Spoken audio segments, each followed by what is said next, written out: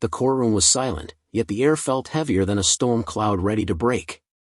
Sunlight streamed through the high windows, catching motes of dust that danced like tiny witnesses to the injustice unfolding below. 9-year-old Emma clutched her small hands together on the polished wooden bench, her knuckles white, eyes wide and trembling.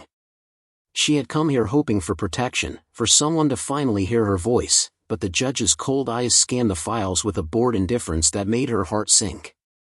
"You may step down," the judge said, voice dripping with dismissive finality. "There isn't enough evidence to proceed." The words slammed into Emma like a physical blow. She swallowed a sob, but it caught in her throat, the fear and helplessness twisting her small body. Her mother, sitting behind her, tried to offer a comforting squeeze of her shoulder, but even she looked paralyzed, frozen under the weight of the system that was meant to protect them. Outside, the city hummed along oblivious, unaware of the small girl whose cries for justice were being ignored.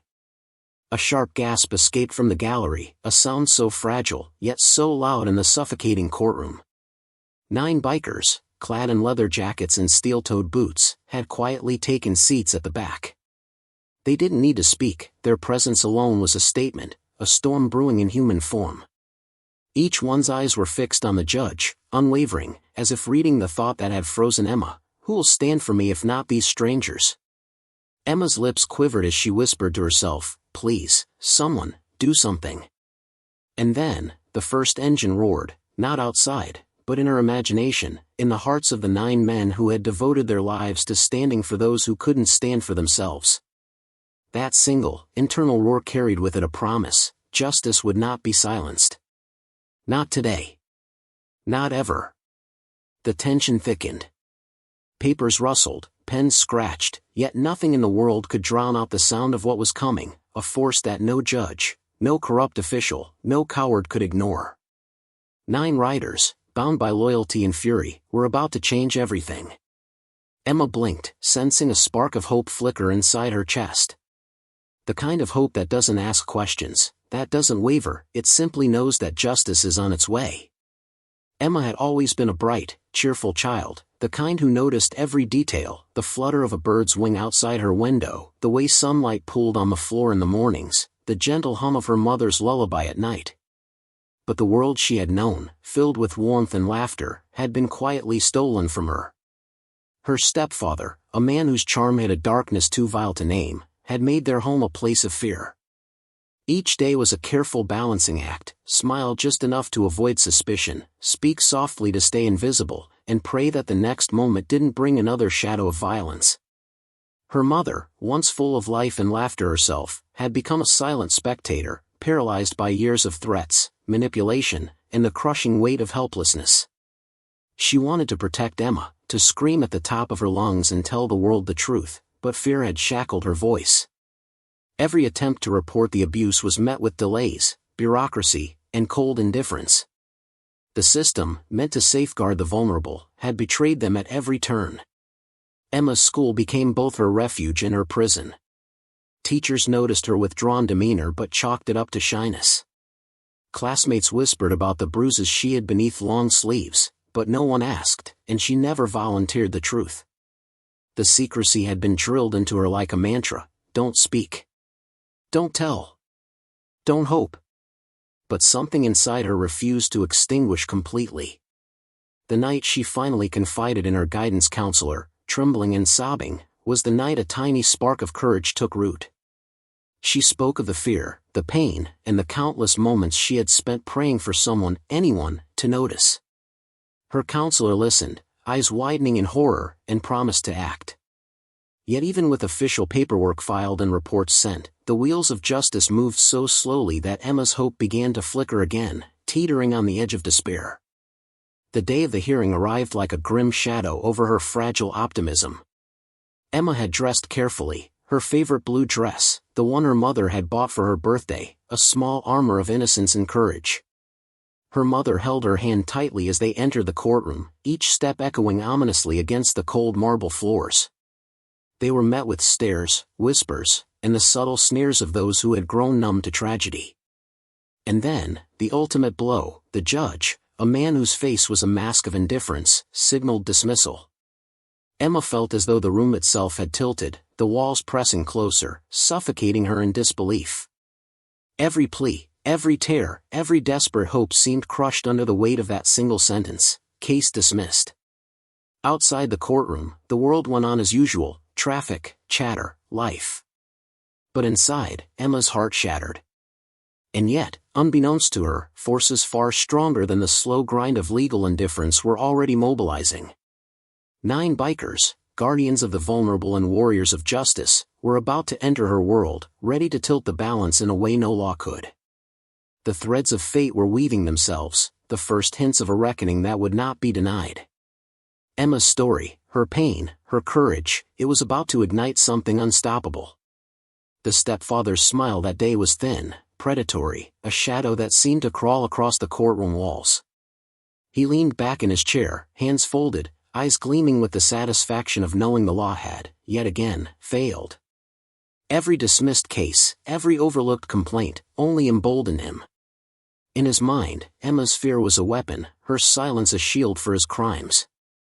He whispered threats under his breath, audible only to himself, but heavy enough to hang over Emma like a storm cloud. No one will stop me, no one cares about you, no one believes a little girl. His words were sharp, designed to slice hope into fragments. The lawyers, the witnesses, even the social workers who had tried to intervene, were powerless against his cunning. He had learned the loopholes, the tricks of manipulation, the subtle ways to make people doubt the victim rather than the abuser. Each day, he grew more confident, more untouchable. Emma felt trapped in a world where every attempt at justice seemed futile. Her mother's quiet despair mirrored her own, a reflection of a fear too deep to voice. Every glance at her stepfather made her stomach knot, every sigh of the judge cut deeper than any shout. The courtroom, meant to be a place of protection, had become a cage. And yet, even in that suffocating despair, whispers of hope began to stir. A few eyes in the gallery, people who still remembered that justice is more than a word, watched the proceedings with tension, sensing the imbalance, sensing the injustice. The tension was electric, a powder keg waiting for a spark. Emma's small hand trembled as she clutched her mother's sleeve. She didn't know it yet, but that spark was coming. The stepfather's arrogance, his cruel certainty, had blinded him to one truth: there were forces outside the courtroom, outside the slow-moving legal system, that answered only to one law: justice for the helpless. And soon, that law would ride through the doors, engines roaring, leather jackets glinting, 9 riders united not by the law on paper, but by the law of heart. A reckoning that no one had dared imagine was about to begin. The distant hum of engines rolled through the city streets like a living, breathing thing.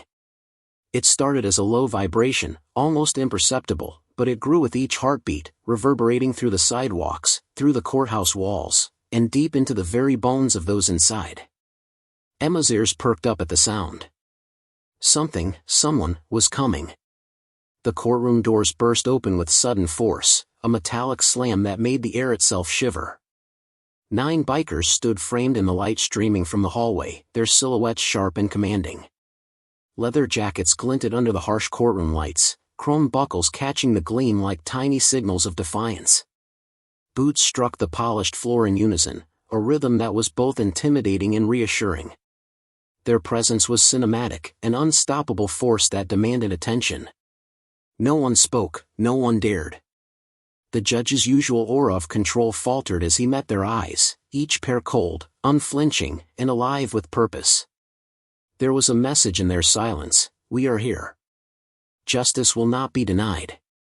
The leader, a broad man with streaks of silver in his hair, stepped forward, his gaze locking onto the stepfather with the precision of a predator. "You've been enjoying a little too much freedom," he said, voice low but cutting through the tension like a knife. "Time someone reminded you what accountability looks like." Emma's breath caught. She couldn't believe her eyes. These strangers, these powerful, fearless men, were here for her.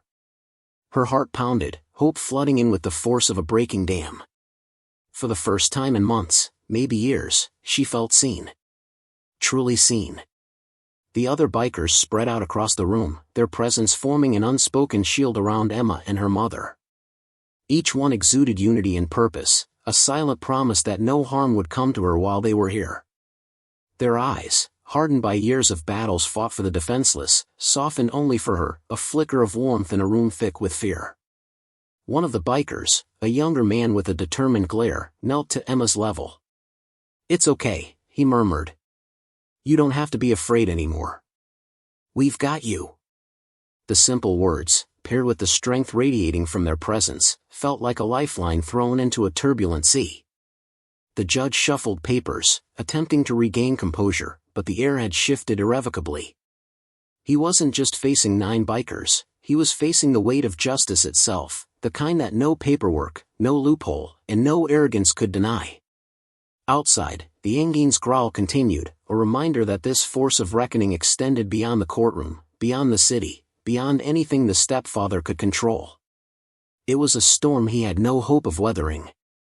Emma's mother let out a shaky breath, gripping her daughter's hand as tears ran down her face. The impossible was happening. The hopeless was turning into hope. And in that moment, the courtroom became more than a place of law, it became the stage for a reckoning, a battle where courage, loyalty, and justice would ride on the backs of 9 men who refused to stand by while innocence was crushed. The bikers didn't need to speak again. The engines had spoken. Their unity had spoken. Their presence, a living force of justice, had spoken. Emma's small heart, battered but not broken, began to believe in the impossible. The courtroom was electric with tension, every eye drawn to the 9 bikers who had transformed the space into a battleground of justice. The stepfather's smug confidence had evaporated, replaced by a pale, uneasy certainty that the walls of his impunity were crumbling. He fidgeted, eyes darting between the bikers and the judge, realizing too late that he was no longer the one in control. The leader stepped forward, voice calm but carrying an authority that silenced the murmurs of onlookers. "You've been hiding behind the law for far too long," he said, fixing the stepfather with a stare that seemed to pierce through steel and deceit alike. "It ends today." The stepfather's lips twisted in a nervous sneer. "Who are you two?" "You're about to find out," another biker interrupted, his tone as sharp as a whip. He stepped closer, the echo of his boots against the marble floor punctuating each word. "We are the ones who speak for those who have no voice. For the innocent. For the scared. For the forgotten. And you," his gaze hardened, "have forgotten what it means to fear justice." The judge, normally a figure of unshakable authority, shifted uneasily in his seat. Papers shook in his hands as he struggled to maintain decorum. Yet even he could not ignore the palpable shift in the air. The law, in its rigid form, had been joined by a force no loophole or manipulation could withstand. Emma, sitting on the bench, could barely comprehend the scene unfolding before her. She had felt powerless, voiceless, invisible, but now, her eyes brimmed with tears of relief and awe. These men had come for her, and their presence spoke louder than any verdict ever could. The biker's leader approached Emma's stepfather, voice low, carrying the weight of inevitability. "You've taken enough. You've terrified enough. You've thought yourself untouchable. Today, the truth rides into this room, and it will not be silenced." Whispers rippled through the courtroom as evidence, previously ignored, overlooked, dismissed, was presented again. Photos, statements, medical reports, all laid bare for everyone to see. The stepfather's arrogance faltered under the glaring light of undeniable truth. One of the younger bikers stepped forward, placing a protective hand on Emma's shoulder. "You are safe now," he said gently, a promise carried in every syllable. Emma's mother exhaled, trembling, clutching her daughter to her chest as hope swelled where fear had lived for too long. The stepfather's face twisted in rage, a final desperate attempt to assert dominance. But the courtroom, now filled with silent witnesses and 9 unwavering bikers, offered no escape. The law, bolstered by courage and raw justice, moved swiftly. Authorities, who had hesitated before, now stepped in, guided by the undeniable force of truth and moral imperative. The bikers didn't strike, they didn't need to. Their presence alone had dismantled the illusion of power the stepfather had clung to. Every threat, every manipulation, every act of cruelty had been exposed, laid bare, and confronted. He was left powerless, shamed, and facing the consequences he had long avoided. Emma stood, small but radiant, holding her mother's hand. The weight that had pressed on her chest for years lifted, replaced by a light so pure it seemed to fill the room. The bikers, their work done, glanced at each other, the unspoken bond between them as strong as ever. They had come to protect, to fight, to serve justice, and they had succeeded without a single word of boast or claim. The courtroom, once suffocating with fear and disbelief, now breathed with relief and awe. Emma's voice, quiet at first, spoke for the first time in years without fear, "Thank you." The bikers' eyes softened, their hearts swelling with silent pride. They had no need for recognition. Their reward was Emma's safety, her smile, the knowledge that the powerless had been empowered, the voiceless had been heard, and justice had ridden in on roaring engines in unyielding courage. The courtroom had emptied, leaving behind the faint echo of hurried footsteps and whispered awe. Emma sat at the edge of the bench, her small fingers tracing the grain of the wood as if grounding herself in the reality of freedom. The shadows of fear that had haunted her for so long seemed to dissolve with every passing moment, replaced by a quiet, unshakable joy. Her mother's arms wrapped around her, trembling, whispering words of relief and love, the bond between them stronger than ever. Outside, the sun had dipped lower, casting long, golden streaks across the courthouse steps. The 9 bikers mounted their engines, leather and chrome catching the fading light, a tableau of strength and quiet heroism. They didn't linger to hear thanks or applause, their reward was far more profound. Emma's laughter, the spark of life in her mother's eyes, the knowledge that justice had been served, these were the trophies they carried silently on their hearts. As they revved their engines and rolled down the street in perfect formation, a sense of finality settled over the scene. The city seemed unaware of the storm of righteousness that had just passed through it, yet those who had witnessed it felt the tremor of something powerful and just. Emma watched them disappear into the horizon, imagining the hum of their engines as a heartbeat that had once again ensured safety and hope in a world that often seemed blind to both. Her mother knelt beside her, brushing back a stray strand of hair. "They came for us," she whispered, awe and gratitude intertwining. Emma nodded, a small smile spreading across her face, the kind of smile that had been buried under fear for far too long. She felt whole again, shielded not just by the law, but by the unwavering courage of those who refused to let evil go unchallenged. And as the sun set, casting the city in hues of orange and purple, Emma felt a promise echoing in her heart, that even in the darkest moments, there are those who will ride in, unafraid, to stand for what is right. If this story touched your heart, don't forget to like this video, share it with friends, and subscribe for more powerful stories. Because every time you choose to care, every time you stand up for the powerless, you become a part of the force that changes lives.